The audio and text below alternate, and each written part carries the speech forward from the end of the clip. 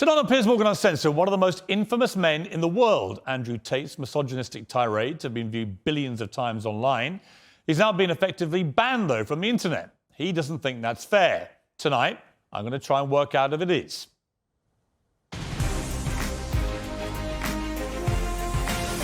From London, this is Piers Morgan Uncensored. Well, good evening from London and welcome to a special edition of Piers Morgan Uncensored. Andrew Tate, one-on-one. He's the most famous man you probably never heard of, with billions of views online. At one point this year, more people were searching Google for Andrew Tate than Donald Trump or Kim Kardashian. A former professional kickboxer, he was kicked off Big Brother in 2016 after a video emerged of him striking a woman, in what they now both claim was a consensual sex game. He's since made millions as a pornographer and casino owner in Romania, but it's his online videos that have made him notorious across the world. Posing as a playboy with fast cars, cigars, weapons and cash. He rants about his often scandalous views on women. Or instruct a female to provide sustenance. Cook. So I think my sister is her husband's property, yes. Tells young men they can get as rich as him by paying for his digital life lessons. I have 100 business tips I'm going to teach you, which will allow you to make your own money instantly. But amid global media backlash, the net has closed on Andrew Tate. While millions still share his videos, he's effectively banned from the web, booted off Facebook, YouTube, Instagram, Twitter and TikTok. To his fans, he's a misunderstood satirist and the victim of big tech censorship. To many others, he's a malicious misogynist. Tonight, I'll try and get to the truth. Well, some of the opinions Andrew Tate shares in his videos are undeniably deeply offensive. We're going to show you some of them on this show. I think you should see them for yourself, not simply hear what he says about them or what other people say about them. Tens of millions of people across the world follow Andrew Tate, and with a big following comes a big responsibility, as well as a public interest in holding his views to account. If outrageous opinions are read aloud, they can be challenged and exposed for what they are. If they're silenced, the person holding these views can become a martyr. So that's why I invited Andrew Tate to come here tonight, and he joins me now live. So Andrew, well, welcome, first of all. Thank you. You come all the way from Romania to do this interview. Correct. What do you hope to achieve from this interview? Why are you here? It'd be interesting to have a conversation with you. You've certainly been the subject of your own divided opinions in the world. There's a lot of people who would say some of the things you say are perhaps dangerous or toxic. So I thought you'd be a good person to speak to about this subject. I didn't know much about you before this year, and then I suddenly became very aware of you, as the world did, because, as I said earlier, you were the number one subject searched on Google ahead of Donald Trump. Yeah. I didn't think it was even possible. Yeah. Why did you get suddenly so popular / infamous, do you think? I exploded. I certainly didn't do that with magic. I've been on the internet for a very long time.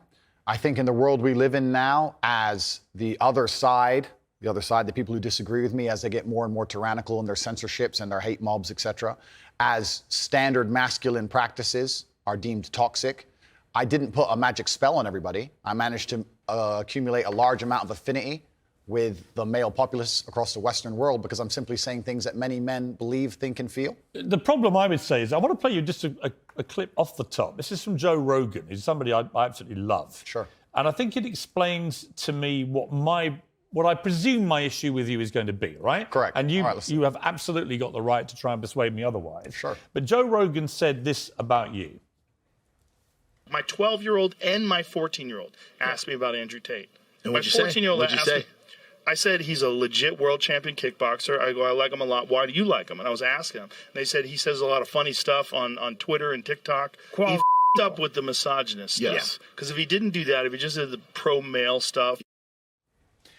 So I thought that was interesting because when I've gone over everything that's been at the centre of the debate about Andrew Tate, I come down with Joe Rogan in the sense that there's a lot of stuff you say I agree with. You know, I've got 3 sons in their 20s. It's not easy, actually, being a young male in the modern world. And I think a lot of the things that you say about that can resonate with them. Yeah. The problem comes with the, 10, 20% or whatever of your output, which on the face of it appears to be blatant misogyny. And when you couple that with your massive influence and huge reach, that is why the social media companies have decided to effectively cancel you. I don't believe in cancellation. I don't believe in censorship particularly. That's why I've invited you to come on the show. But I do think a lot of the things you've said are blatant misogyny. Do you accept that? So you made a very interesting point there. You just said on the face of it appear to be blatantly misogynistic. I understand that on the face of some of the long format content I've made, if you're going to take a few seconds out of hours, chop it up, put it all over social media, accompanied with my massive fame, then things can absolutely not be taken out of context. I do not hate women in any regard. I have no negative relationship with women. No women have come forward saying I've hurt them. I have no criminal record for hurting women. There's no way I can be seen as the face or the devil in regards to how men treat women on the planet. I'm absolutely and utterly the opposite. I believe in protecting and providing. I've been misunderstood. There's been large contingents of people who have tried very hard to purport lies about me. And the truth of the matter is, I've been producing content for a very long time. Hours and hours of videos been cut down to 2 or 3 seconds of clip. Those clips have gone viral and people misunderstand me. But I think you've used this phrase and be taken out of context. And I'm not sure that is correct in the sense that it still comes out of your mouth. And some of the things some of the things you've said, I just think are blatantly. Well, let's do them. Let's hear them. Let's go through some. Sure. Right? So you said this about Me Too / rape. This is probably 40% of the reason I moved to Romania. In Eastern Europe, none of this garbage flies. You go to the police and say, he raped me back in 1988. They'll say, well, you should have done something about it back then. Yeah, so the point I was making was obviously at the height of the Me Too scandal, and also if we look at Amber Heard and Johnny Depp, there's been a lot of high-profile cases where men have been accused of things they did not do without evidence, and their lives have been completely and utterly destroyed. Right. When I say these things, people sit and say that, oh, he hates women. I don't hate women. I think rape is disgusting. I would take a stronger stance on rape than the British government. I think these people should face the death penalty. But to sit and say that women without evidence can go forward and just make up accusations against men, even though they've been repeatedly proven to destroy men's lives at will, is absolutely and utterly What about asinine. a woman who was raped back in 1988 and goes to the police? Then the man should face absolute and complete justice. But do you understand that when that clip appears on TikTok as a clip, and all right... As a clip, completely. Okay, but it's still something that came out of your mouth. Do you accept that when that appears on TikTok, a lot of young, maybe not as smart as you, young men, right? Impressionable, teenagers, will read that and go, what's he saying here? Is he saying that rape doesn't exist? No, I completely. I'm not going to sit here as a professional and say that I can't be taken out of context. What I will say is that one small sentence you've taken was from a 1-hour video where I explained that, of course, rape is disgusting. Of course, everybody should be punished for their crimes regardless of when they happen. But people are not perfect, male and female. And if you give women the opportunity to destroy men's lives without evidence, there's going to be a contingent of women who will do that. I'm trying to make a balanced and nuanced argument in a world where people have no attention span. They're going to take a few seconds, put it online, decide someone's good or bad, not be interested in the longer format video. And here I am. No, I'm certainly a person who takes personal responsibility. That's who I am as a person. But we live in a world now with TikTok videos 5 or 6 seconds long. There's no content. Do you think women are the property of men? No. The point I was making... Why have you said they are? Because I made a religious point. I said that when a man marries a woman, the woman's father walks her down the aisle, and hands her away to the man. Traditionally, this is what it says in the Bible. I'm a religious person. I believe in God. I live in the most religious country in the world. So you do think that the woman becomes the men? I think she takes his last name. I mean, let's watch the clip that you said about this so that we can get it in context. So I think my sister is her husband's property, yes. When a bride is walking down the aisle to marry the groom, the father walks next to her and gives her away. True or false? Absolutely. But I've been married twice, as it turns out, and on both occasions, I didn't believe that the woman was being handed to me as chattel, as property. Perhaps the way the reason I'm asked that question repeatedly, and I'm asked in a loaded way. So would you rephrase what you said there? Now, that's an interesting point about phrasing. The way I would say things before I was famous, I have to take personal responsibility and accept that if I make a video that 500 people see and 1% of them misunderstand it, that's not a problem. If I make a video that 5 million people see and 1% of them understand. So specifically on that point, I think my sister is her husband's property. She took his last name. She married him. She wanted to join his family. She has said it herself. Right. So she's still a sovereign individual. She's absolutely not a sovereign individual. Property means that the husband owns your sister. Listen, my friend, if we want to argue about this, you need to go back to the Bible, to the Quran. You need to argue with religious leaders. No, I'm not talking about anything in the Bible or Quran. But that's what it says. No, I'm asking you what you think. I think that if a woman marries a man and she decides to take his last name, that they have different roles and responsibilities within that marriage, and I believe that. That's not the question. I believe the father. I am. The father hands her. Don't behave like a politician. The father hands her to the man. Right, but don't be a politician, because I think you're a straight talker, Sure. right? You keep telling me you're a straight talker. I think my sister is her husband's property. Do you regret saying it like that? I understand that with my newfound fame, perhaps it could be phrased differently. However, I still believe that a woman is given to the man in marriage. That's what I believe. Yeah, but not as property. No, the property is the word that other people use when they ask me the question. But as an equal partner in a loving union. That's what marriage actually means. It doesn't mean that when you get married, the woman is given to you as a bit of chattel. Agreed. So why say it? But that's the way that people ask me the question. People say to me, they ask the Oh, question. hang on. You can't blame people for asking you questions. Surely, if you want to be accountable for what you've said, you've got to own your responses, not blame the question. I own the response. Like me asking you a question now and you say something and then say, well, actually, I blame you for asking. I understand, Piers. Piers, I understand. I believe the woman is given to the man. I believe she's given away by the father. I believe she belongs to the man. So fundamentally, all right. So fundamentally, you do believe that a woman becomes a man's property at marriage. I believe she belongs to the man in marriage, correct. Right. Oh, you see, that to me is misogyny. And you're entitled to your opinion. Right. But do you not understand why people think it is misogyny? I understand why some people can be very offended by what I say. What they do is they take a point like that and they ignore all the other points I make the other way around. Yeah, but that's why I've repeatedly asked you about that line to see if you've changed your position. But the reality is you haven't. It's not about changing positions. I'm a full-grown adult and I stick by the things I say and I'm responsible for them. Which, by the way, is fine. Absolutely. But you did say at the start of this little exchange, you said, I wouldn't maybe say things the same way now that I did before I was famous. And yet, actually, you've doubled down and said exactly the same thing. On certain points. So that is what you believe. And that's my point. Yes. I'm trying to work out, look, I don't know you. We've just met, right? Yeah. I'm trying to work out who Andrew Tate is and what you actually believe. I don't want to twist anything at all. Then let me make it very, very clear to the camera. I believe a woman is given to the man in marriage. I believe that. I also believe a man has a duty to protect and provide for her. I believe a man should lay down his life if something happens or his wife's life is threatened. I believe that women and children first are on the lifeboats. But men, I believe that men. But a man doesn't own a woman. It's not. No. It's okay. Unless they literally buy them as a slave. Well, obviously, we're not talking about that. We're talking about religious, biblical marriage. We're talking about something else. Yeah, but I'm a Christian. I don't believe that I own my wife. Do you believe your wife was given away to you when she took your last name? I believe that there is a process where a father traditionally walks his daughter down the aisle and hands his daughter to this man, and they stand there and become a union of two loving people in a partnership. No, because there's no ownership involved. I didn't say ownership. He's not selling her. The father of the bride isn't selling his daughter. No, absolutely. That's what property means. She becomes a member of your family. Is it? I think we're arguing over semantics. We're not, though, because fundamentally, I don't believe a man owns a woman. You do. Well, I don't think a man owns any sovereign individual. I don't think we live in the world of slavery. I don't own any men or any woman. Right. Nobody owns anybody. When you use phrases like property, that's what you imply. I understand. And so my point again is, you're a smart guy, right? Correct, There's no denying that. You're smart, you're a good talker. I've seen a lot of the stuff. But what I don't think you quite fully understand. No, I understand very well, when Piers. young, impressionable people who are not as smart see things like, I think my sister is her husband's property, yes, and you've just reaffirmed that belief. They think that they have the right to own women. I understand that very well, Piers. That's why people think you're a misogynist. Completely. I understand all of this very well, which is why when you're saying I was backtracking, I'm not. Do you have any regret, though, over the way you phrase this stuff? Well, this is the point I was trying to make. The point I'm trying to make is, when I was not nearly as famous and I was making long format content, I was not sitting there anticipating I'd become the most Googled man on the planet and that a few seconds could be taken out of context. That was not my anticipation. No, but it's still what you believed. It's what you believe now. So what's the difference? It's not about, you're asking me, you're saying that young people who are impressionable. If you said to me, look, Piers, honestly, I've had time to think about this and I wish I hadn't said it, I don't believe that. That's one thing. Actually, you've said the opposite. You said, actually, that's what I think, yeah. I think that when it doesn't really matter whether you recorded it when you're famous or not famous. It's what you actually believe, right?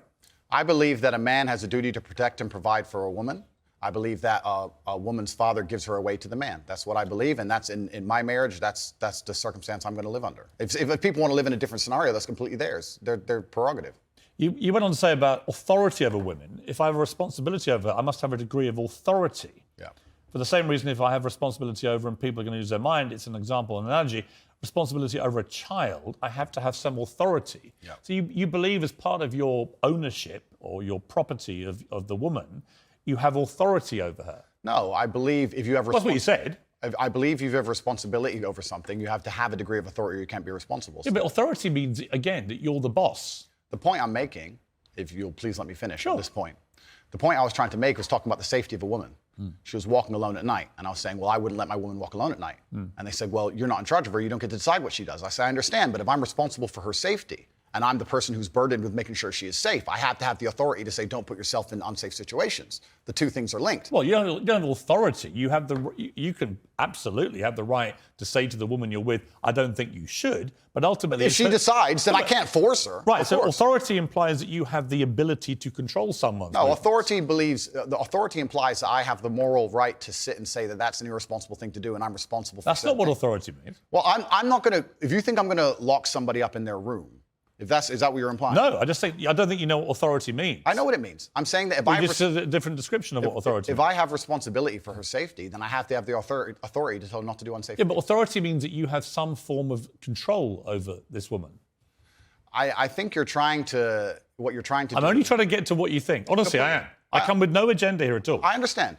And I'm explaining very, very clearly.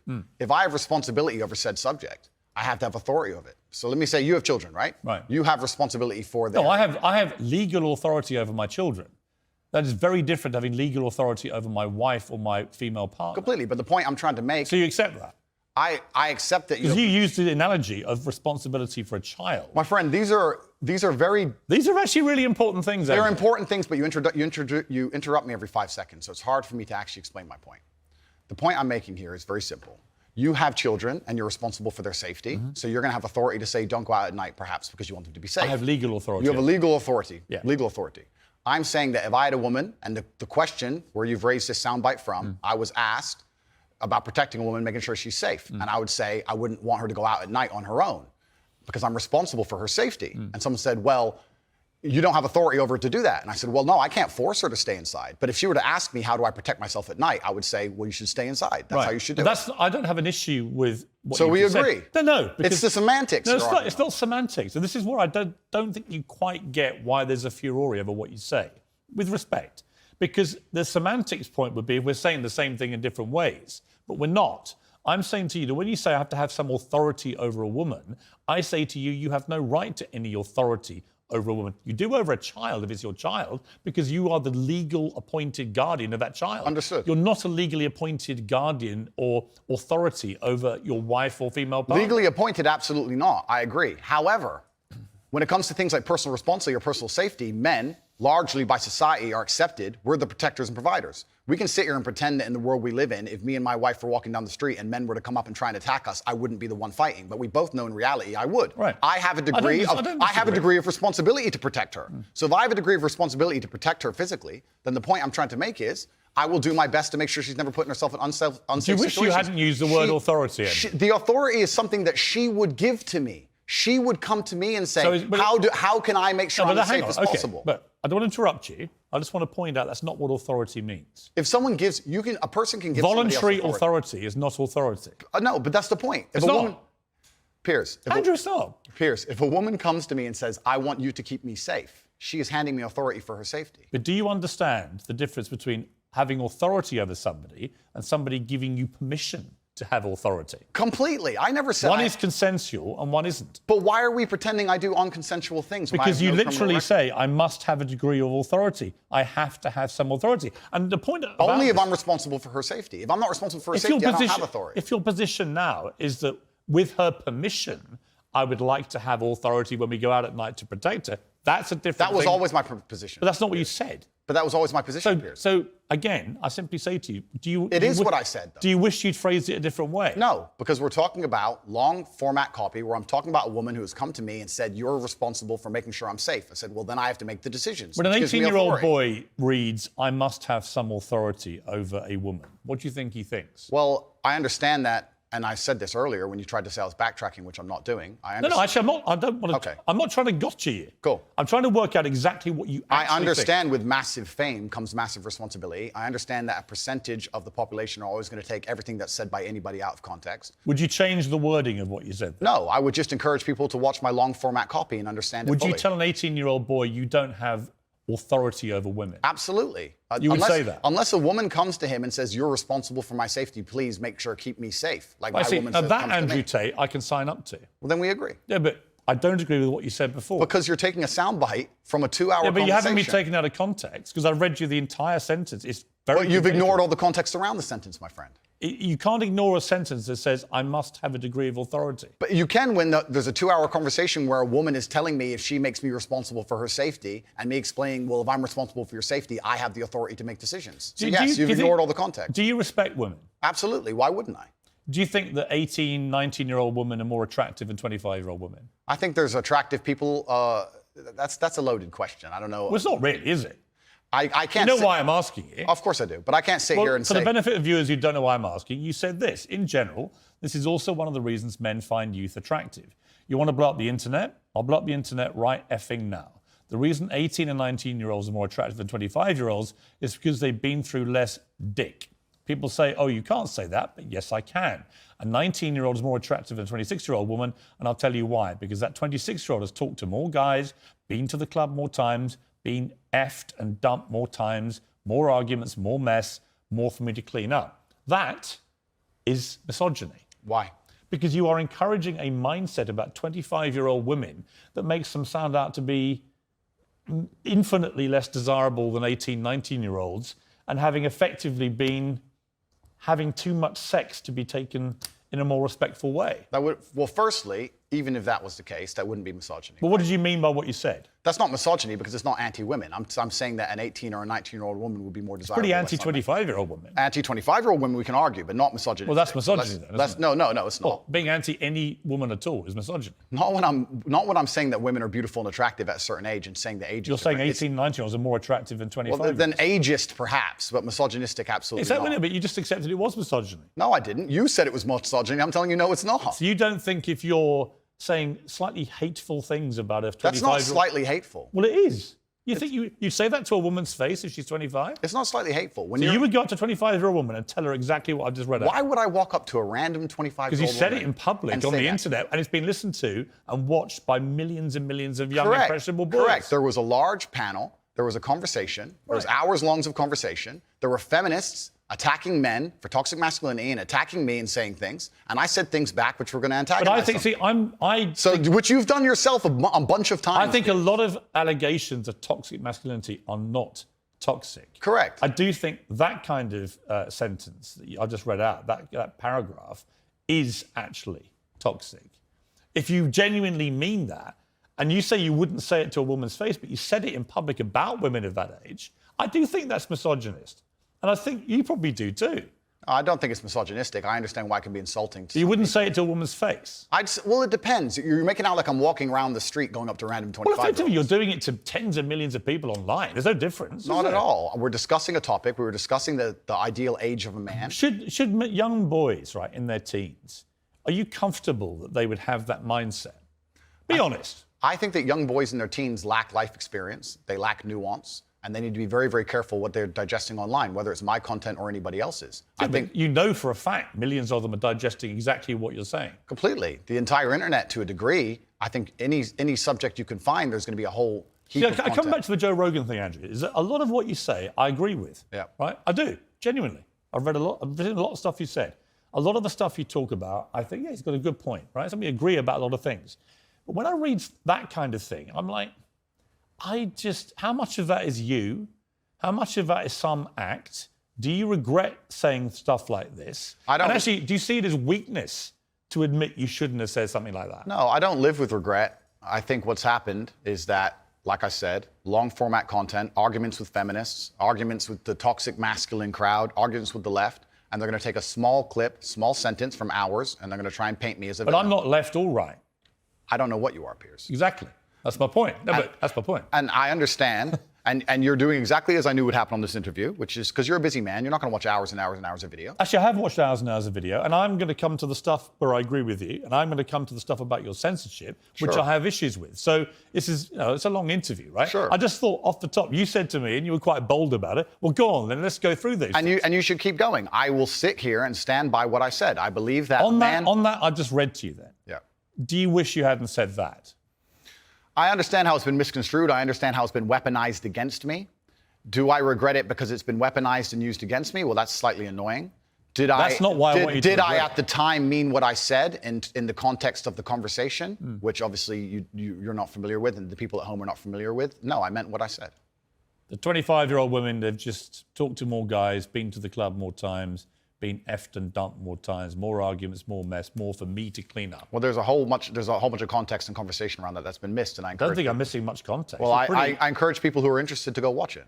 Right, but I mean, I've just read out 3 sentences on the bounce there. I don't think there's any context I'm missing. I mean, you've made it pretty clear what you think about the difference between 18 and 90-year-old women. I wasn't talking about myself, even. I was talking with a Muslim guy who was on the panel, and he was explaining how youth is very valued in most parts of the world, and why virginity is valued in most parts of the world. The feminists were arguing against it, and I was sitting there, actually, very much like you, a mediator between the two, explaining why, in most of the world still today, perhaps not in the Western world, virginity is coveted, youth is coveted in most of the world, and throughout all of human history. And I was sitting there making the point, explaining why in certain parts of the world they think how they do, well, even though it's very different to the Western world. So I was making a point, mediating between two groups very similar to yourself. The conversation has been misunderstood. They've taken this clip of it and it's been weaponized and used against me. I understand that is because I am now the most famous Google person on the planet. It's inconvenient, sure, but I'm definitely not a danger to women in any regard. I date women 25, 26, 27 years old all the time. None of them are offended by the things I don't think you're a danger to women. I think the danger, if it concerns you, the danger is the influence you have on young men to have this kind of mindset about women. And that's really where I'm trying to get to what you really believe and how much you've just shot off because you think it's like entertaining and you haven't really given it much thought. And whether now you're a bit older and you've had all the fallout, whether part of you is thinking, actually, if I had, as Joe Rogan says, if you hadn't said stuff like this, you'd probably still be on all these platforms. You'd be massively more popular, massively more famous, massively richer. So I'm really just trying to get to, on the blatantly misogynist stuff, do you just wish you hadn't said it? With great power comes great responsibility. It was certainly said before the great power came. It's inconvenient to a degree. However, like I said at the time, with the context of the conversation, I know that I'm not saying things which I believe to be detrimental to the world. However, they've been misconstrued and they've been misunderstood. If a 25-year-old woman was watching this, would you say, I'm sorry for saying that? Well, I wouldn't want anyone to be offended by anything I say. But I say things that offend. And this is the thing that's interesting, Piers. Please let me finish. Yeah, but you're behaving like a politician. But hang on. You could say I'm interrupting. You do. But you're answering a different question to the one I asked you. So as an interviewer, you're behaving... Sure. Okay, Okay, you accept that. Let's accept we both got on. Okay. So again, my point is simply, if a 26-year-old woman is watching this and has heard those comments, would you just say to her, look, I'm sorry, I shouldn't have said that? No, I won't. I will say that I am sorry that offends you. However, there's a large contingent of the world. That doesn't mean you're sorry. No, I'm not sorry. That's the point I'm making. I'm sorry if that offends you. However, there's a large contingent of the world that believe that, and I was mediating for a conversation. Parts of the world that believe that about 26-year-old women are parts of the world where women are not allowed out on their own. That's a conversation. They have to wear full burqas. Well, that's a conversation. They're not allowed to drive cars. That's nothing to do with me. But is that the kind of world for women that you? I was mediating a conversation. No, I'm asking you what you think. I don't live in a country where that happens. You're using that as the excuse for why you're not sorry for saying it. It's not an excuse. Is that there are parts of the world where this is fine? My friend. So my question to you is, well, do you think it's fine? I don't think it's fine. I live in a world where... You don't think it's fine? This isn't that hard, Andrew. You can simply say, Piers, you know what? With the benefit of hindsight, I wish I hadn't said it like that. And if a 26-year-old woman's watching, I'm sorry I said that, because that actually is blatantly misogynist. And even though that's a view held by other parts of the world, it's not a view I share. Now, I would respect you more if you said that than if you try and say, well, it's said in other parts of the world, so I'm not sorry. I think that doesn't tell me what you think. Then you need to understand why my content existed in the first place. My content existed because I tried my very hardest to be an absolute and utter realist, especially with uncomfortable truths. I was pointing out that very uncomfortable... Is that a truth? Then? It's an uncomfortable truth in many parts of the world. It's not a truth that I'm happy about. It's not a truth I created. Hang on. You're doing it again.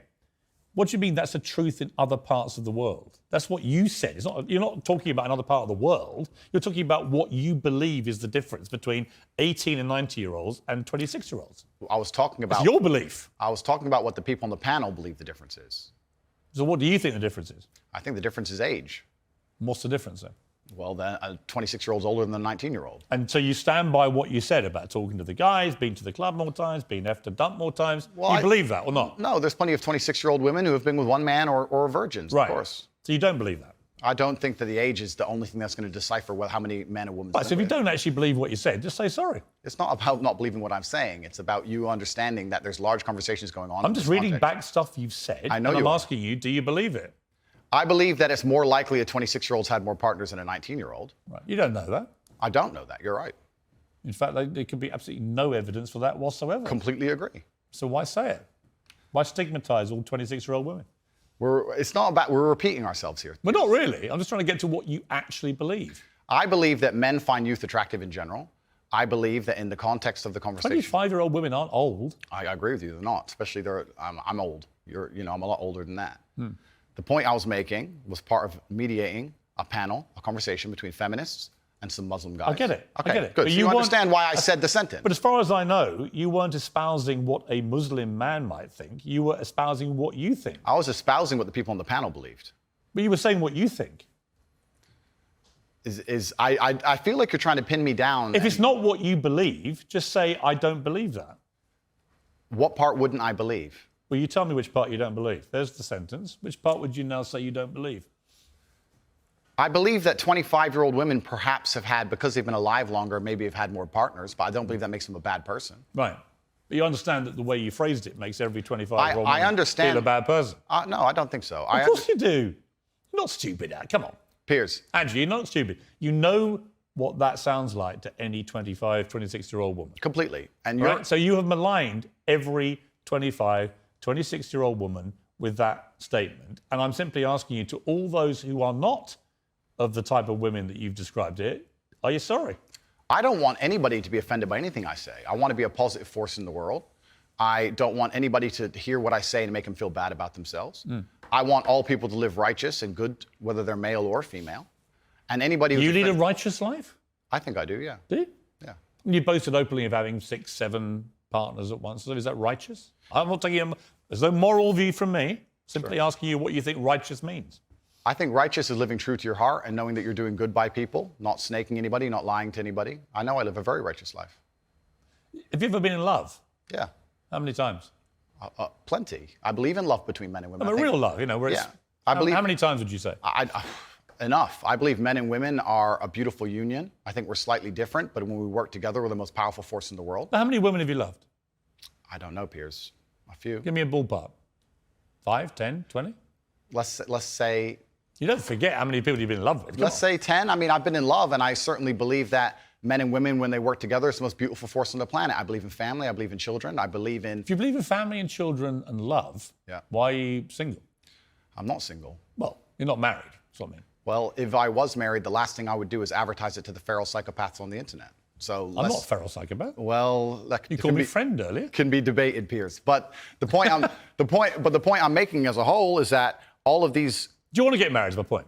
No, but let's please for a You second. don't or you do? Let's please for a second, because you've interrupted me so many times I've failed to. Well, actually, I've only full answer interrupted you, out. just to be clear, when you've actually answered a different question. Cool. Well, then on all these points you're And you've making, admitted that. on all these points you're making on repeat, you're taking these sentences and on repeat you're using you're weaponizing them against me. I'm I not understand. weaponizing anything. Okay, it's fine. No. The You're point- weaponizing the weaponizing, which No doesn't problem. exist. No problem. But You said to me, come on, bring it on, read out all the things that you think are blatant misogyny. All I've done is literally read out all the things we identified from all the research that I thought were blatantly misogynist and Understood. given you the chance to respond. And the only time I've interrupted you is when you've tried to answer a completely different question. Understood, Piers. But these things were said in large context where often I'm talking about how, for example, on the same podcast where you've read one of them sentences from, I was talking about how it's a man's duty to die by a woman. And the guy asked me, he said, if 10 men with knives attacked your woman, wouldn't you just... I said, yeah, I'd stand and die. I'd never just run away because I have a duty as a man. I must die on the spot to protect her honor and my honor. I'm talking about a man having responsibility to his duties. I'm talking about the old traditional ways of masculinity. And what happens is a few sentences from such a long conversation is taken and used against me. I understand that. So I want you to understand that I'm talking about protecting and providing for women. I'm talking about a man making Do you sure want a to get woman- married? No, but we have to all feed into each other, Piers. I'm talking about It's protecting. not a hard question. No, but I'm talking about protecting and providing for a woman. I'm talking about a man being responsible for her safety. I understand. So of course I believe in men and women. Of course I believe in love. Of course I believe in marriage. Of course I believe in family. No, but none The of that was idea my that I question. don't believe in the Andrew, idea that I don't believe in these things I is didn't crazy. ask you if you believed in it. I asked you if you're going to get married. One day, absolutely. You'd like to. If I'm not married already, I will be married one day. If I'm not, Well, you might be secretly married. I could be married. Correct. Why would you not tell me either way? Why would I advertise to the feral psychopaths of the world who have tried their very best to destroy me for an opinion about my private life and the things that are most sacred to me? Why Well, you would think I do if that? you said you were married, everyone would hate you? I don't know about people hate me. It's about me understanding that I'm a hard target, but I am very, very protective of the people I care about. Right. But you believe in the concept of marriage. Completely. That's what we were talking about the whole time. What do you think? We talked about a man giving a woman away. Okay. I believe in marriage more than anybody. In fact, I believe in marriage no, please. Okay. I believe in marriage in the traditional sense. I believe a man has a duty to stand up and be a real man. I believe that the problem with the world today that we are facing is that not enough men are sticking to the age-old ways of masculinity. Mm-hmm. I believe that me standing up and saying a man must protect a woman and provide for her, so he needs to make sure that she's safe. He needs a degree of authority to protect her. I have no problem with... But people do have a problem with it. That's the world we're in now. Andrew, I'm over here. Sure. I don't have a problem with what you just said. Here's where my problem comes, right? There are a lot of clips of you floating around on the internet, as you know. One of them has you saying, bang out the machete, boom in her face, grip her by the neck, shut up, bitch. In another, you say, slap, slap, grab, choke, shut up, bitch, sex. When people see those clips and hear you say those things... Agreed. Well, I don't think that... It's not hard to misunderstand it. It is. You might say that it's consensual. Other people would say, whether it's consensual or not, that's a very ugly way to talk about women. Completely. Now let's hitting them with machetes. No, watch the whole video. It's a girl coming at me with a machete and me saying, here, slap the machete out of her hand. She's attacking me. So you don't understand. This is the exact point. I do understand. No, people don't watch them in full. And this is actually what's interesting. And please don't interrupt me on this point. Social media has changed in modern times. YouTube 5 years ago was 5, 6, 7, 8 minute long videos. Now we have TikTok, 10 seconds, 15 seconds, 20 seconds, YouTube shorts, Instagram stories. Now anything you produce that's long form is cut down to very, very short form. They're interested in clicks, they're interested in engagement. Of course. They find But the you most benefited from all they that. find the most controversial clips they can And Andrew, on purpose. You benefited from all that. Everybody benefits from social media views, as do you. Was it the Hustler? What is it I had an online school called Hustlers University. Right. And their whole job was to promote your clips, make you rich and famous. So you've benefited from this system, the one you now profess to hate. You've benefited from all I never that. said I hated You've it. clickbaited like the best of them. I never said I hated it. I'm saying what happened. I don't hate it. I don't hate social media. I think it's a very powerful force. I don't hate the social media. I'm saying The point is, I think you can talk, look, you can talk to girlfriends of yours, maybe a secret wife, I don't know. It's entirely up to you. Or two. Maybe you've got 10 wives, that's your business. I don't care, right? My only thing is, I don't care what you do in private. If it's consensual between you and another woman, you can do what you like, right? It's your life. I believe in freedom and liberty. It's when you say it in public, it's the influence that this kind of thing has on young men. Agreed. Right? And I speak to someone with 3 sons, right? Who are, by the way, they're intrigued by you. They're fascinated, right? You're a big thing in that world of TikTok and so on. So they all are aware of you and what you say. So they're all looking. And when they see things like the machete thing, I get the context because I'm a 57-year-old guy who's been around the block a bit, and I can get what you've said, and you responding to a particular scenario which you'd created where a woman... But it can be misunderstood. I understand. So my point to you is, given that you know it can be misunderstood, do you regret saying things like this on camera where it can be disseminated by less intelligent young males who think that is actually what they should be doing to women? And finally, we get to the point of the issue, which is the point I tried to make at the very beginning. When I made a video before I was famous that got 500 views, me being concerned that 1% of people will misunderstand it was not relevant. Where you start getting 5 million views a video, 50 million views a video, 1% of people misunderstanding it. Doesn't change what No, it doesn't. But it becomes a much larger problem. I understand. So with great fame That's true. comes great responsibility. Right. So I agree. Now that I'm famous, yes. do I say things the same way as I did back before I was famous? Absolutely not. Right. As neither would you or nearly any other famous person on the planet. So Once you become famous, you have to be a lot more careful with how you say things. I understand. So my logical follow-up to that remains, do you regret then saying it the way you said it? I can't live in regret by saying something before I was famous on a camera which barely anybody watched, and then I became famous afterwards. That would be a very asinine way to view the world. Do you stand by all those things? I can't live in regret because I didn't know I was going to become the most famous man on the planet. That regret would be the wrong word. Is it inconvenient?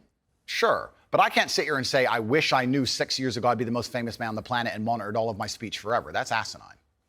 You see, but one of the problems that people have with you is that they think you have a malevolent influence on young people. This was the excuse that was put out by the big tech companies. Excuse being the key word. Well, it may be, actually. You know, I intrinsically, I have a problem with censorship. I don't think Donald Trump should be banned from Twitter, for example, because the Ayatollah of Iran remains on Twitter and other social media platforms. And whatever I think of you, you're not the Ayatollah of Iran, right? So to me, there's got to be perspective here.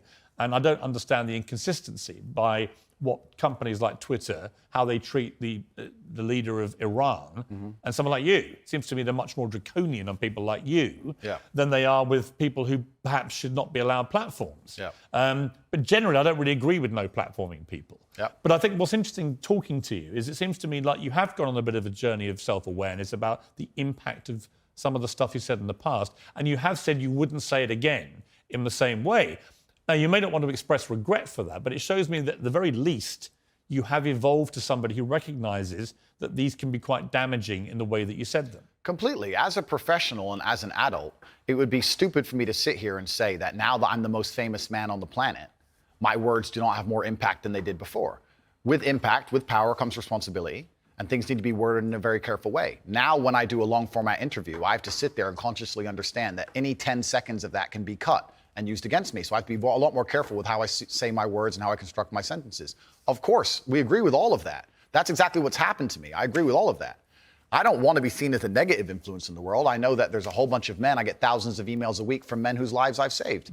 I get thousands of emails a week from men who are on the verge of suicide and I've saved their lives. We're talking about... And by the way, I don't dispute that at all. You have almost certainly, I would think, from everything I've read about you, I think you have certainly been probably able to be very helpful to young men who have really struggled for self-confidence and all that kind of thing, right? Completely. I'm completely prepared to accept that. But there was also, I think, quite a disturbing piece that BuzzFeed did. And it talked about the negative impact of young, impressionable male minds when they've read or seen some of the more inflammatory things you've said. And they quoted, for example, Sandy, 22, from Washington. My father's gone from a man who minored in women's studies in college, who was kind and in touch with his emotions, treated all people, men and women around him, with kindness, to a man who says that whenever he sees an effeminate male stranger, he gets an overwhelming urge to murder them. He loves podcasts. He listens to a lot of podcasts. I know he's listened to Andrew Tate. Whoa. Let's stop for a second. Let's be professional here, Piers, because you're a professional, as am I. First, she said, did you say that my father went? She said, my father has gone. Her father. That's a full-grown man, firstly. So we're talking about my impact on children. You just talked about a full-grown man here. Secondly, I've never talked about murdering effeminate men in anything online ever, in any context ever. So I don't know why they have taken some random person I've never met in the world who's full-grown, an adult, and come to their own conclusions who I've never met and lumped his name in with mine. That is absolutely unfair on every level. I didn't read this BuzzFeed. I didn't read this BuzzFeed article, but after hearing the first point, I know it's trash. That is complete garbage. What to is sit your, and say what that is I'm your the view? reason this man believes what he believes. I've seen a quote from you, and you can tell me what you feel here about this. Sure. You talk about people don't want to see men dressed up in dresses, transgender. That's not exactly what I said. What did you say? I said the reason I am so popular and I'm so famous is that there's a large contingent of men who don't want to wear makeup, who still want to make money, go to the gym, be strong, drive a fast car, be traditionally masculine, and don't want to be shamed for that, and they don't want to be called toxic for that. That is the reason I'm so massively famous. That is what I said. What do you think of transgender people? That's nothing to do with me. I'm not transgender, and I don't understand the issue like they do. They Are you transphobic? Do you consider yourself that? Transphobic? What? Afraid? Well, it kind of, yeah. You have I don't live in fear, my friend. I have no problem. Do you have a dislike of transgender people? I don't know any transgender people. But do you have a dislike of what they stand for, what they are? No. Why would I? I don't know. That's not my issue. That's not my issue. And that's actually quite interesting because when I was attacked, a lot of these stupid articles like BuzzFeed, because it's ridiculous, that first point proves anyone with a brain knows that that's garbage. When they attacked me, they lump a whole bunch of things in together. They say misogynistic, racist, transphobic. They just put them all together at random. No, I'm mixed race. By the way, I don't know where they get these. They just get these buzzwords and put them in a sentence. By the way, I completely agree. It's crazy. And I've had the same thing done to me. Okay, well, and there I'm you go not then. calling you anything. I'm asking you what you personally believe you are. It's not an issue I discuss. What I do discuss is So you support transgender people? I support individual liberty. I'm a libertarian. Yeah, so you support transgender people? Sure. Why not? Exactly, yeah. So, but my point is, as a whole, you're saying that I'm saying I don't want to see men in dresses. I'm saying no. Do you support gay people? Sure. Yeah. I'm saying there's a large contingent of men in the world who like the idea of the traditional masculine view of the world, who feel happy when they watch 80s action heroes with big muscles and they run around. And there's nothing toxically masculine about having a fast car and a beautiful girlfriend and making a bunch of money. And Nothing at all. Absolutely. And those are the people who are my fans. I agree. I'm saying, but the problem is, okay, I'm going to interrupt you just to say this. No. Okay, but you're saying that I have a problem with men in dresses. I'm saying no. The people who watch my I've asked you content. that question. You've answered. Yeah, but the people who watch my content don't want to see men in dresses. Clearly, I don't wear a dress.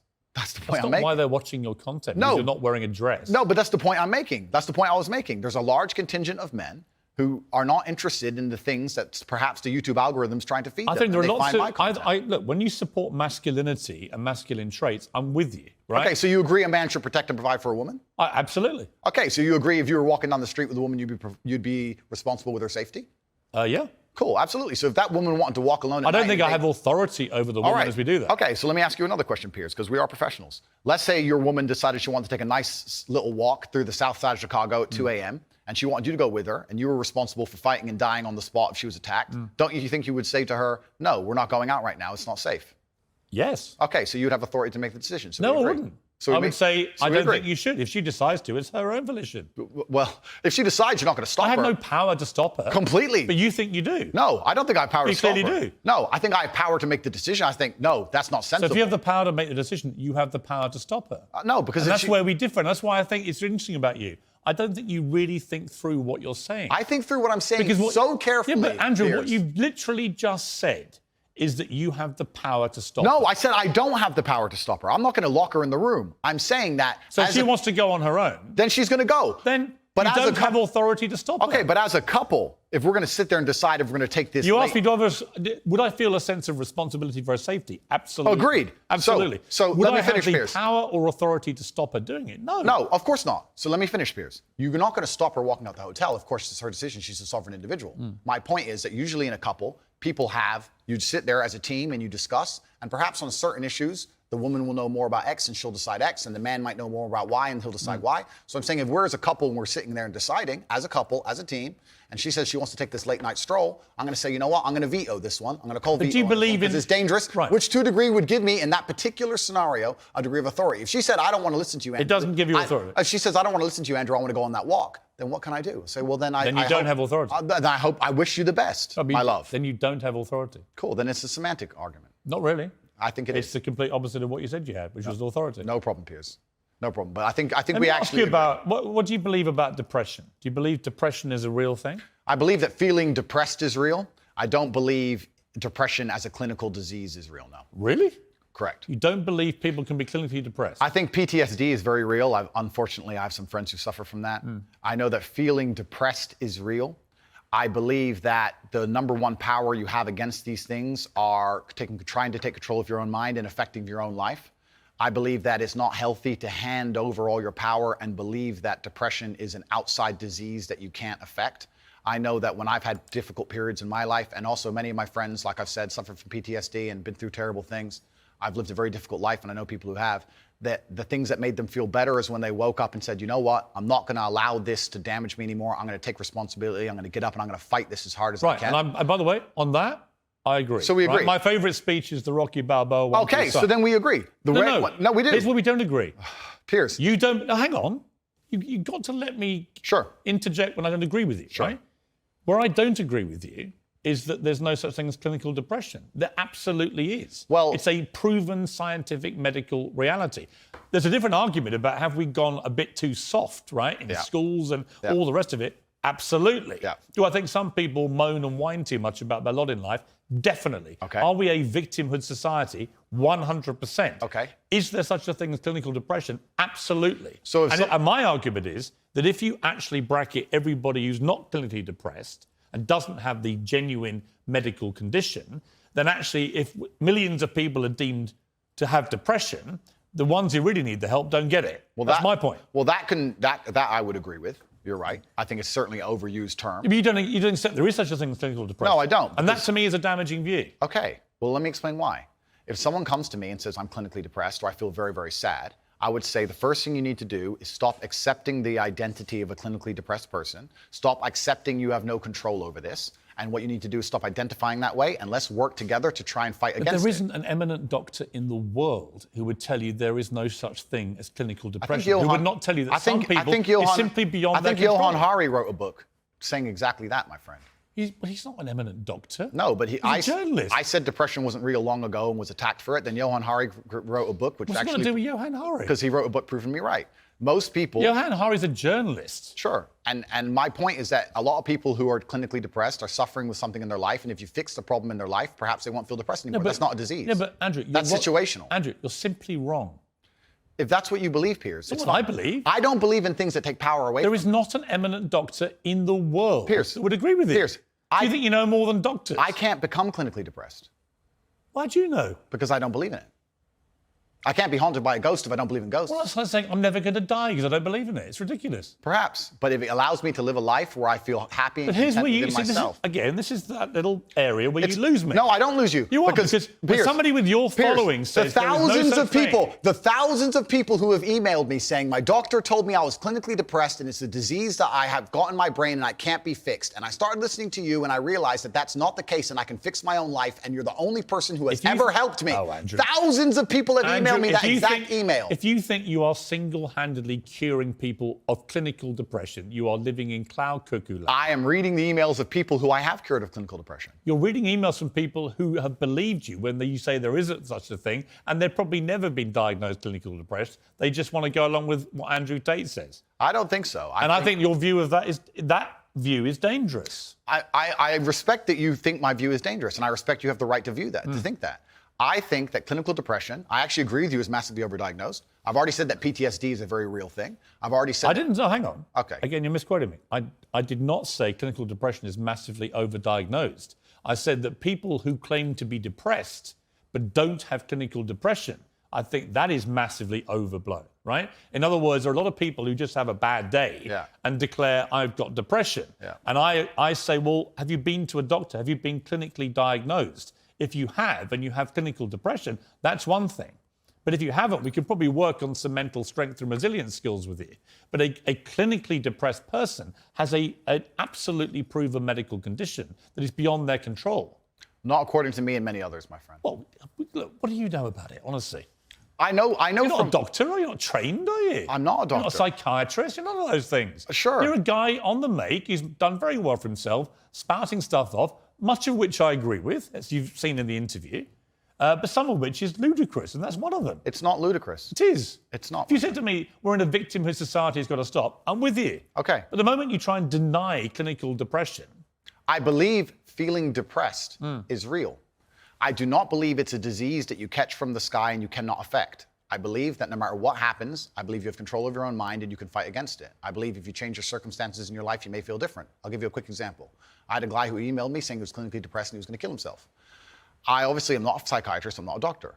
I told him, because I replied to my emails. I said, have you been to a psychiatrist? He said, yes, I'm clinically depressed. I've been on these pills, this amount of time. I'm on antidepressants, it doesn't work. I said, I don't know what to say to you besides this. And he said he lost his girlfriend, that's why he became clinically depressed. I said, listen, go to the gym, get a six-pack first. Once you've got a six-pack, email me again. If you still feel like killing yourself, I don't know what else to say to you. But I'd say, strong body is a strong mind, go train. He went, he started sending me progress pictures, emailing me him getting in better shape, and eventually got a six-pack. He's now a professional bodybuilder. And he said, I can't believe I was considering that. I feel so much better, etc. The doctor was telling him he was clinically depressed and couldn't cure it. He started taking control of his own life, and now he felt better. Now, I'm not saying it's the case for everybody. No. I'm just saying. Here's my question, though. Have you seen the guy's medical records? Of course not. I just told you the So story. you're just taking his word for it?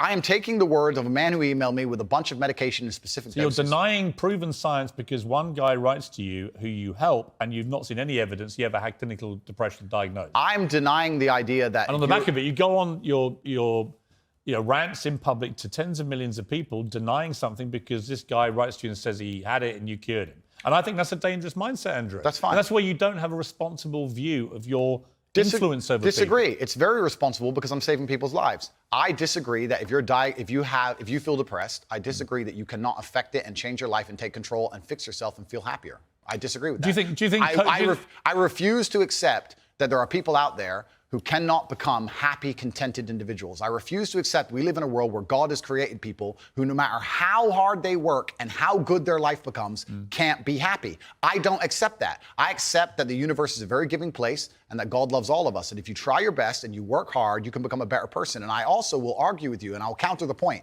that you sitting here on your platform telling people they have clinical depression, there's nothing they can do about it, is far more dangerous. Okay, well then, if they have clinical depression... Why do you misquote me? No, because you're saying... You hate being misquoted. No, you're saying if people have clinical depression, then I never said they have a nothing to disease. do about it. They go to a doctor and they get diagnosed and they get help. Then I would argue the point that if It's the somebody... complete opposite of what you just said I said. I would argue the point that if somebody has depression of any kind, whether it's clinical, whether it exists or not, whether they feel depressed or not, whatever, that taking control of their life, taking personal responsibility and working hard is always going to be the positive, best thing they can possibly do for their life going forward. How and the people positive going is around it? them. So sitting here saying, I don't believe in clinical depression, you don't believe in depression. No, I don't. I believe that people can take control and fight against things. Right. I believe in personal sovereignty. Right. Fine. Good. So we agree. No, we don't. Yes, we do. No, we don't. Piers, you're on my side. You're afraid of being cancelled along with me. As I said to you from the start, That's all I it is. agree with a lot of what you say. Completely. So we're But talking I'm about... taking you to task over the stuff I don't agree with. Sure. And I'm just not sure you understand why it's wrong, which is in itself quite revealing. Let me talk to you about Alex. Let me talk to you about Alex Jones, right? Who I have a bit of history with. He tried to get me deported from the United States. Oh, did he? Yeah. What is your view of Alex Jones? I think that Alex Jones is a sovereign individual who, very much like the rabid left, deserves a chance to speak on his points of view. I think that the truth on issues is usually somewhere in the middle between two extremes. And So you think Sandy Hook was staged? I don't know anything about Sandy Hook. Really? You know he's just been sued by the families for millions and millions. I have no idea. You don't know anything about it? No. So why would you support someone in public when you know nothing about the most infamous When thing have I attached to supported him in public? You have supported him in public. I've been on his podcast. Yeah, but you said nice things about him. I say nice things about lots of people. What do you think of Alex Jones? I said nice things about you, Piers. That's fine. So you should. I'm a nice person. So to sit and say that I've been on a podcast and I say nice things about But him you means said I you support his right to speak about things like Sandy Hook. I don't know Sandy Hook. I don't know. And You know what it was it was a mass shooting. of school children. Okay, but to sit and he, it's actually no. Let's stop for a second. Please don't interrupt me. Here's why I know why you're good at your job. First, you interrupt people a lot, which is good. It's a good skill, Actually, and then there you go. Prove me right. But here's exactly and the timing's good. Here's exactly what I do. I only interrupt people like you when you either refuse to answer the question or answer a completely different one. Sure. And I want to remind you of what the question was. Fair enough. That's Or fair. when you misquote me back, which you've done repeatedly through the interview, where you say, you see, Piers, you agree with me. And the viewer who's been watching will go, no, he didn't. Cool, no problem. The other thing you do is you try and set these traps like now. So you're saying What's the trap you think I'm setting? You're saying that I agree with every single point of view a man has. I literally didn't say that. You're saying, well, you support Alex Jones. Why would you misquote me? Because you're saying you support Alex Jones and you said you've been on his podcast and he said this. I don't know What do you think of Alex Jones? I don't know everything he said. What do you Piers. think of him? I think on his podcast he was cordial. I think he was professional on his podcast. I've also done podcasts with rabid leftists and people who openly hate me. Is it wrong I do a podcast circuit. Okay. So and I don't know everything he's ever said. When somebody like and I don't know what what you're trying to get me here because I did a podcast. If you let me get a word in edgeways, I'll tell you. It's a lame trick. If you let me get a word in, I will tell you. Let's go. Alex Jones said that Sandy Hook didn't happen. It was staged by actors. Okay. This compounded the appalling grief of the families of those poor 20 children who were gunned to pieces by a lunatic with an AR-15 semi-automatic rifle. They were already grief-stricken beyond belief, and this guy poured petrol onto that grief quite deliberately to make a huge amount of money from his InfoWars fake news bullshit. And as a result, a lot of the families have now sued him, and they've won, and he's going to have to pay back tens, maybe hundreds of millions of dollars in damages to these families. And quite right, it won't do anything about the pain he caused them. Some of them actually had people turn up outside their houses with guns because Alex Jones had told them that these parents were making it all up. They were all staged actors. It was all run by the government. So I simply say to you, now I've told you that, what is your view of Alex Jones? I don't see why any of that has to do with me. It's very interesting. I've done the guy's podcast. I know him well. He was professional and courteous to me. When I meet somebody and they show me respect, I show them back. Respect. That's what I do, as I did with you. You respect him? If somebody shows me respect, I show them respect back. So if Adolf Hitler showed you respect, you'd respect him back? That's a stupid question, Piers. It's not. It's a logical extension of your argument. No, if in 1931 I was walking through Germany and a man come up to me and said, sorry for bumping into you, I'd say, sorry, no problem, mate. I'd show respect back. What if- I don't know, what are you trying to say? That I sanction the Holocaust? You literally just said if somebody respects you, you respect them back I say if somebody automatically. shows me respect, I show respect back. That's a good way to go through life. Whoever it is. If somebody shows me respect and is courteous to me, I'm courteous back. How Yes. can you respect somebody who caused such misery and pain to Sandy I have Hook no idea the specifics of the thing you're discussing. I don't understand any of it. Well, when you I don't go- know anything about it. when you You've go- told me your version of events. When did you go on the podcast?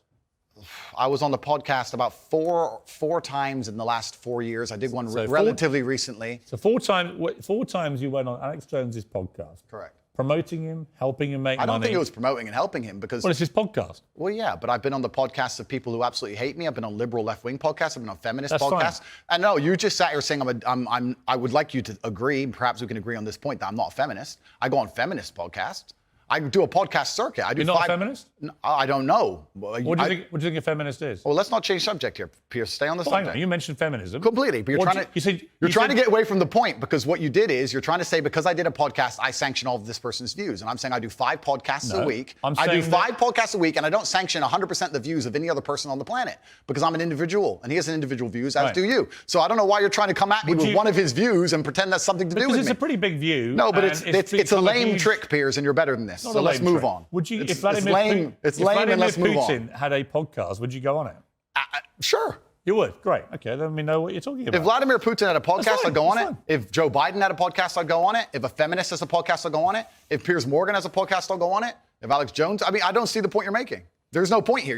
You're digging, but there's nothing to find. Well, I'm not. I'm taking your position that if somebody shows you respect them. I think that I'm saying there are lots of people in the world I do not respect. If Vladimir Putin showed me respect, I would not respect him. that's your opinion. But No, it's my view. What's okay, your that's view? your view. Well, Your view is you would. You're sitting here, Piers, saying that I'm on uncensored show, and in your intro you said that it's important that we don't have echo chambers and we have varying Correct. and that we have varying opinions. Correct. But then you're saying the people you don't like, you wouldn't go on their podcast. No. So you are a hypocrite. No, I I'm will not. go on anybody's podcast I and don't think you discuss understand. any point. I don't think you understand what censorship means, do you? Like a lot of words we've had problems with today. You're just saying you're just What do saying. you think censorship means? No, but the point I'm trying to make here. Hang Piers, on. What do you think censorship means? Don't hide from the fact that you're saying you will only do podcasts with people you like. Why do you think that's censorship? No, that's your prerogative. My prerogative is What does it do with censorship? I'll discuss opinions with anybody, and I've done hard left wing. Why are you not asking me about the podcasts I've done for the people who are hard liberal By the left way, wing? I don't care whether they're left or right. Okay. Extremists to me are all nuts, right? Then we agree. Yes. So perfect. Good. Next subject. All right. Here's my next subject. It was a very serious case here. Jesus. And before you move on, sorry, Piers, but before you move on, I do find it kind of disingenuous. And I know we're on a show, and I don't have a personal problem with you, but it is kind of disingenuous to try and sit here and lump me in with some school shooting. That's nothing to do with me. That's nothing to do with me. On any level. Let me respond. On any level. Let me explain. Like you've just said, you've been on this podcast 4 times. In 4 years. Since he said the whole thing was staged. I don't know when he said And I think the fact that a smart guy like you wants me to believe you had no idea that Alex Jones, who's been in the news now for the last 2 years for being sued by these families for the most heinous thing imaginable of pouring petrol onto their grief by claiming that shooting was staged. The fact that you're pretending you didn't know about any of that. It's not about pretending and I you've didn't know. been on his podcast 4 Piers, times, Piers. supporting him and making him money. So damn right I'm going to call you out on it. When I do a podcast, if you think I spend time analyzing the point of view of that person and everything they've ever said You should. for years beforehand, It's not years, it was minutes in most cases. years and years. When did you last go on his... When did you last go on his Piers, podcast? You trying to lump me in and attack me for a person whose podcast I do having a view is absolutely childish. Because I've done a bunch of podcasts with people. you would do a podcast... I've done a bunch of podcasts with people who are advocating for things that I do not agree with on every single level. In fact, most of my podcasts are me disagreeing with people. So it's completely crazy that you're trying to lump me in with that. That's cheap. That's cheap. You are completely misconstruing the point of what I'm saying. I think deliberately. No, what you're trying is a cheap trick. And I'm just making it clear to the It's not a audience. cheap trick. I'm just curious where your moral line is. It's a cheap trick. Where's your moral line? I disagree with the points of view with the majority of the people I do podcasts with. So it's a very cheap trick you're trying here. So when I don't know people where it's gonna invent vile things to make themselves rich off the back of families of little kids who've been blown to pieces with a machine gun, or a semi-automatic version of a machine gun, I think that is actually a line I wouldn't cross. I wouldn't be happy to go on someone's podcast when they've been responsible for doing that. It's not about political views or differences of opinion over facts. It's about somebody deliberately inventing a pack of lies to compound the grief of families. And I'm curious, you don't think you have any need to go down any kind of moral quandary about people like that before you continue to allow them to use you for their own promotion. He didn't use me. He didn't use me for Why his does he have you on the promotion. podcast? Because we disagreed and discussed points like we're doing with you right now. Did you call him out on that? Are you using me? We didn't discuss that. I'm not using you. I'm giving you a platform most people aren't giving you right now to show the world who you really are. Fantastic. So neither of us are using each other. I'm here on your show. I'm providing you with content. You're giving me a platform. And nobody's using each other. It's mutual. We don't agree on a whole bunch of issues. That's fine. And here we are. I think we've had a robust exchange. Yeah, just like I've done on nearly every other podcast. And if someone were to come and say to me in the future, there's something, heaven forbid, there's a skeleton in your closet, and someone were to come to me and say, you were on Piers Morgan's show, did you know he's X or he's done X? I would say that's absolutely nothing to do with me. Right. But I make the same point protecting you. I don't know what you do. I don't know your personal life. I can guarantee one thing. I will not be inventing stories about the families of kids. I hope not. I hope you're a righteous person. I'm not claiming to be a righteous person. I don't know. I'm just saying that I just think it's interesting that you have no moral compulsion about going on people. It's not about moral compulsions. It's about I don't know what you do, Piers. You could have a bunch of skeletons in your closet, my friend. I don't have a clue. I'm here on your TV show. I'm sure we all have lots of skeletons. Let me ask you this. Interesting about the feminism thing. Sure. Do you identify as a feminist? I think that women and men are fantastic. Both of us are fantastic. I think women reproduce. I think women need to be respected, protected, provided for. I think that modern feminism is kind of hard for me to even truly understand. What do you think it means? What is feminism? I think that the idea of feminism is that men and women are equal under the law. And do you believe that? Completely. We should be treated completely equally. Yeah, but we are equal under the law. Wouldn't you agree? Not really. I think there are still some issues in the world where, certainly in workplace, the gender pay gap remains. They're not treated equally in most cases, women. Well, that can be discussed, the gender pay gap. I think that's already been discussed at length. I think that there's actually... You think women should go to work? I think women should work completely. You do? Why wouldn't they? Because in the parts of the country, of the world you were mentioning earlier, that have different views of women, they don't go to work. In the parts of the world that person from the podcast was from, for the point I made, yeah, they didn't. But I don't live in those parts of the world. I think women should be free to work if they choose. I think it's very important that the family unit remains. I do believe that in my personal view, the most important and respectful thing a woman can do is become a mother. I think that having children is a beautiful thing. But obviously, if a woman wants to work and wants to have a career, especially now with paternity leave or maternity leave, and she can manage to do both, why wouldn't I want women to work? I don't know why anyone would ever assume I don't want women to work or think women can't work, because I said that I should keep them safe sometimes. Good. No, but it's interesting because you have to look at this, Piers. It's interesting how people extrapolate. Andrew said that he's responsible for a woman's safety, and he said that gives him authority to make decisions for her safety, and that's been misconstrued, and he's a bad person. He believes that women are property. But now we believe that Andrew doesn't believe in love. Andrew doesn't believe women should work. I don't know where all of that comes from. Well, that's why I'm glad we've had a chance to discuss completely. I believe women are sovereign individuals, and they can make any choice they so desire.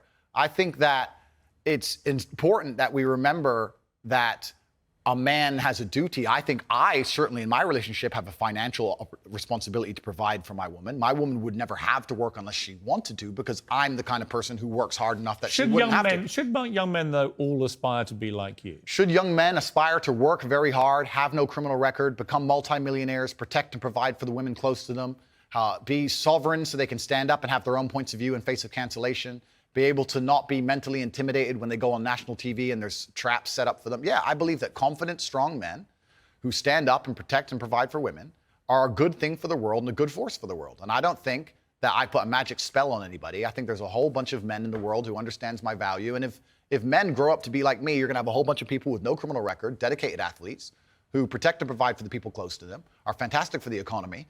And I'm certainly not the worst influence out here, Piers. You have Lil Nas twerking on the devil on music videos, which our children are digesting. You have drill artists singing about stabbing people to death in the middle of a knife crime epidemic. You have rabid psychopaths on whether the right or the left announcing violence on the other side. You have all these insanities in the world. And because I sit here and say I Yeah, perhaps. Now you've laid it out and it offended you, I understand. I didn't say it offended me. Okay, cool. I just read you the things. You read things that you said they could be offensive and some people are offended. Well, some people definitely were offended. Absolutely. That's fine. And honestly, I think some of the things you said were genuinely offensive and misogynist. Okay, so they offended you. And like actually, I said earlier, so they offended you, No, which hang is on. fine. I said they offended you, you interrupted me, and now you're saying they offended you, which is fine. But the point I'm trying to make is this. I'm not the devil. There are certainly worse people than me. And I don't disagree and they exist. with that. And I'm saying that my core tenets for the people who don't understand me are self-accountability, so I'm accountable for everything I've ever said. My core tenets are responsibility, so I'm responsible for everything I've said. My core tenets are traditional masculinity to a degree, which involves protecting and providing for women. And I'll make another point here that needs to be said. The number of women who have stood up and stuck up for me is ignored. Thousands of women are making videos saying, I've met Andrew Tate, he's such a nice guy. I wish I had a man like Andrew Tate who felt responsible to protect and provide for me. You know what? I do belong to my husband, that's why I married him and I love him. We ignore the thousands of women who stood up and stood by me and said everything I said is true. And we're taking a very vocal minority who have taken the things I've said and are pretending to be absolutely and utterly devastated by them for some reason. All right. Time out. Sure. You've had a good run there. Sure. An inquest this week found that a 14-year-old girl, Molly Russell, died from an act of self-harm while suffering from depression and the negative effects of online content. The coroner said she was exposed to material that may have influenced her in a negative way, and in addition, what started as depression had become a much more serious depressive illness, and she very sadly took her life. That's absolutely disgusting. Right. Her father. It's terrible. Her father's campaign for better protections against potentially dangerous social media algorithms, right? It says that the particularly graphic content she saw romanticized acts of self-harm, normalized her condition, and focused on a limited and irrational view without any counterbalance of normality. First of all, what is your response to that? Nothing to do with you. That's the first thing. Yeah, it is nothing to do with me. The fact that a 14-year-old girl took her life is truly sad. The world we live in today is the world we live in. The fact that something like that happened is almost mind-blowing to me. That's truly sad. I actually feel sad inside to see something like that. This fact that they just said it's romanticizing the gory element. I don't know what she was watching, some kind of suicide videos thing. I don't know where these things are created. Do you think the tech companies should be much tougher about stuff like this? I don't know what kind of things she watched, obviously. I have to be a professional here. I think that the tech companies need to do their best to protect people, I guess, to a degree, but it's a slippery slope, isn't it? And then they use this slippery slope to silence some people and to right. And I think it's a really fine line, and it's a complicated line. It is very. I was interested when you did an interview with the Times. Hugo Rifkin, he's a very good journalist. We did a big interview with him, and it was interesting to me his conclusion, because he kind of concluded that although he found a lot of the things he said awful and offensive, and he didn't like them, and he didn't want to be that kind of person that would say those kind of things, nor could he actually work out exactly what you'd done, which deserved mass wipeout by all the tech firms. I thought it was an interesting conclusion. I don't know the answer to that, other than the reason I mentioned the Molly Russell case, not because that has anything to do with you at all, and I reiterate that. Thank you. So I simply ask you this. What has come clear to me in the interview is that a lot of things you say you wouldn't say now that you've said before. But I'd say them differently, perhaps. Yeah, right. So to me, that's an acceptance, not just that you want to get back on platforms, because maybe that was one of the reasons you were no platform, but that you've recognised and understood the potential harm to the wrong kind of impressionable mind by some of the things you've said. Would that be fair? I think that's 80% fair. I recognize and understand that with massive fame, you have to be more careful about being misconstrued. Like I said earlier, 1% of people misunderstanding you doesn't matter with a small audience. It matters with a very large audience. With power comes responsibility. I still believe the things I say.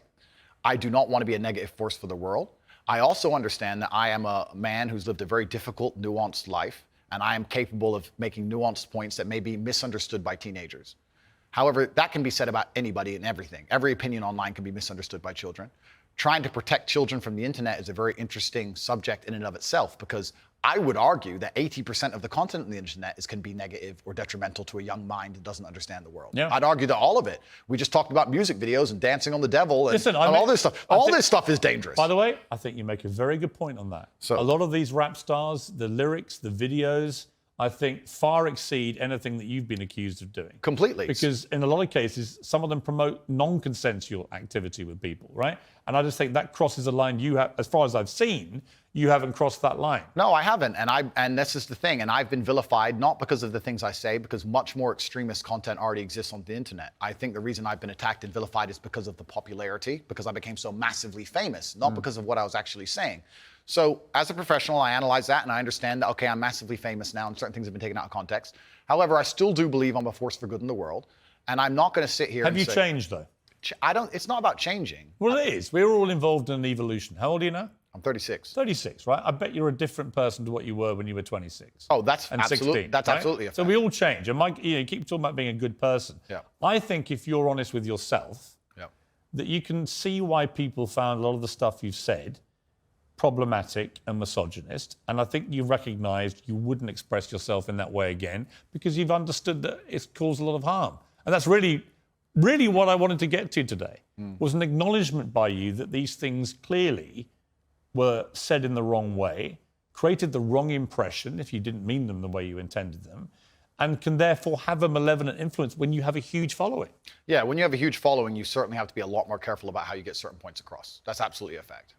Andrew, I appreciate you coming all the way from Romania. Thank you. It's been an interesting conversation, and I thank you for having it. Cheers, friend. Well, that's it from me. Whatever you're up to, keep it uncensored. Good night.